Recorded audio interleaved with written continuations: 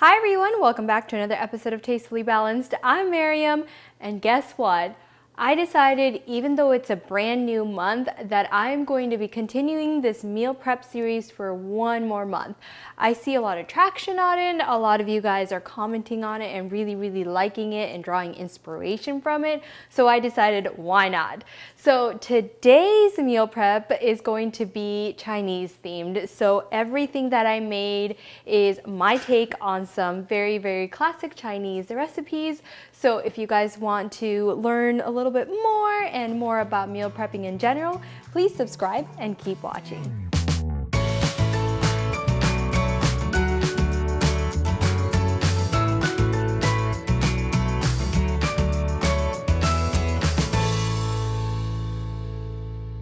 All right, welcome back. So for this week, guys, I utilized my rice cooker, my slow cooker, and my Instant Pot. So I had all three things going, and I was cooking on the stovetop as well. And that made meal prepping so much easier, cut down on the time so much, so I'm not sitting there cooking each individual thing separately. All of the gadgets were doing its thing, and I just had to sit back and, just prep them all. I'm gonna go ahead and get started with breakfast. So breakfast for the week is this chicken congee, and I'm not sure if I'm pronouncing that correctly, so I apologize in advance. But it is basically this rice chicken porridge. I had this when I was traveling in Asia. It was delicious. It's basically this really thick and just creamy rice porridge dish with chicken, and it's so filling that I thought, why not? To make this, all I did was take my Instant Pot and I just put it on the saute mode. As soon as it was a little bit warm, I went ahead and added a little bit of avocado oil to it, and then I took about 1.5 pounds of chicken thighs. I bought ones without the bone, so it'd be easy to shred later. I just went ahead and got a nice good sear on the chicken thighs, and once I got that nice really good color on the chicken thighs and it was cooked through, I went ahead and added 6 cups of water and a cup of brown rice. And then that's it. I mixed it all around. I did go ahead and add a little bit of soy sauce, but you can do this at the end. Traditionally, I think you just add the soy sauce and any other toppings that you want later after it's all cooked through. But again, that's up to you. And then I added a few pieces of gingers. And then I went ahead and closed the lid and put it on manual for 30 minutes on high pressure. That's it. So easy. Once 30 minutes were up, I let it naturally release, which means another 20-25 minutes to just let that little silver pin go down. And once that was out, I pulled out all the chicken pieces, and you can see those are all the chicken pieces, and I took 2 forks and I just shredded them. That's it. And then I went ahead and just added it all back into the pot. I then added some soy sauce and a little bit of salt in general, just for some added flavor. And I just did it instead of having to worry about it later. And that's it. You can see it's nice and thick. And if you want it even thicker, you just leave it on saute mode. And that's what I did. I just left it on saute mode for a little bit so it thickened up nice. I just served it up in each of these little individual dishes, and I added a little bit of chili sesame oil to add a little spice. So a little bit more of a savory breakfast item, but you know what? I am loving just trying all these different items out, and it makes every single meal interesting. So this came out so good. This was delicious, and I actually topped mine with some furikake, which is like this seaweed fish flake topping that you can find at the Asian store, and it was delicious. I loved it, and I can't wait to have it more tomorrow. So that is going to be breakfast for the week. All right, so for lunch, I made my slow cooker Kung Pao chicken. I shared this recipe with you guys last year during my slow cooker series month, and it couldn't be easier. I just love all the fresh veggies, and you can really play around with the veggies that you want, and then the sauce is just so delicious. And then I'm just going to be having it with some red rice.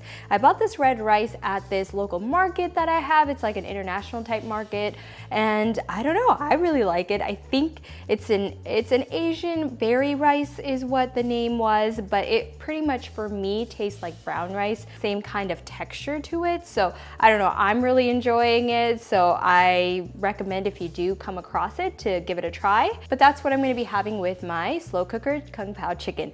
And again, the recipes that I have and I'm using for all of the meal prep series, I put it down in the description box below. But the ones that I don't actually put out the ingredients are pretty easy to follow, so I figured you don't need them. And then we just have a side of some veggies, so carrots and some snow peas that I ended up not using for the Kung Pao chicken, so I figured why not just add more veggies. That is it. That is lunch for the week. Very, very excited. I love Chinese food, and I know the Chinese food that we have in America is very, very different than the authentic Chinese food that you get in China, but I like this take on it, so I enjoy making it and eating it. All right, for dinner, I just made a lot of that red rice, so that is going to be the carb, and I figured if I'm not really feeling in the mood to have that much carbs, then I have some zoodles. So I'll show you guys how to make this, but it's very, very easy, and it just gives me a break from the carbs if I'm not feeling it. So gives you options. Main recipe that I am going to be eating this week is beef and broccoli from Skinnytaste. And this recipe is actually from her cookbook. I think I found a version of it online. I'll go ahead and link whatever I found online in the description box below, so you guys can go ahead and make it, but it's delicious and it could not be easier. It came together in I think 45 minutes, maybe even less. And so while the other things and the gadgets were doing its thing, I just made this on the stove top and it was all ready at the same time. So for the beef and broccoli, all I did was marinate the beef first with some sesame oil, cornstarch, soy sauce, and then I just soaked all the beef in it for a little bit. I only did about 15 to 20 minutes. I think in the book it says to do it for half an hour. And then I went ahead and just sauteed all the beef. I used a sirloin steak that I just cut into strips, and you'll notice that I don't make a lot of beef in general, and that's because we just don't eat that much beef in this house. And so a lot of times I'll be eating fish, or I'll be eating chicken or shrimp or something like that, but beef is something we don't consume that often.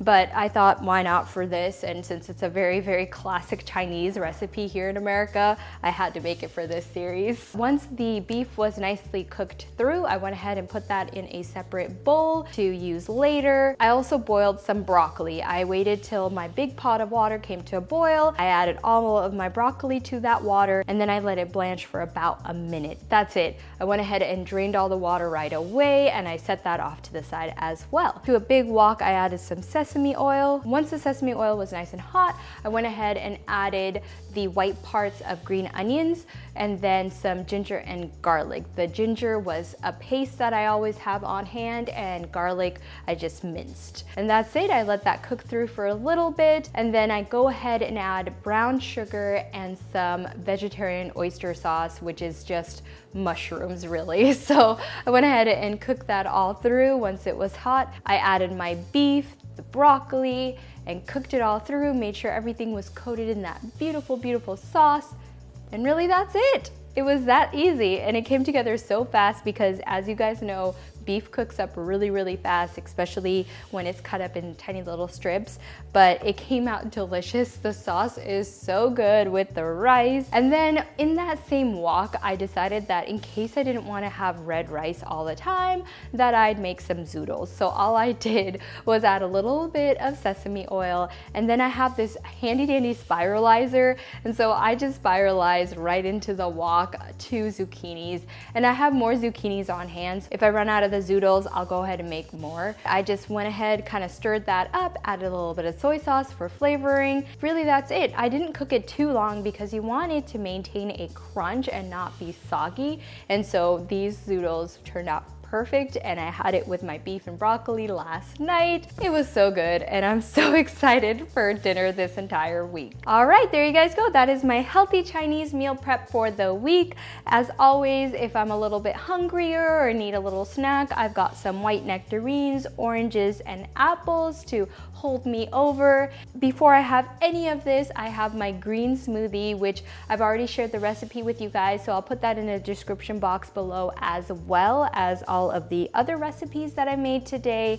If you guys love this meal prep series, if you have suggestions on a cuisine or a theme that I should do next, let me know in the comment section. I always read them, I always reply to everything, and it's fun for me to interact with you guys and really share what you want to see. So if you guys like meal prepping, please comment, like, share, and subscribe. And as always, live life tastefully balanced.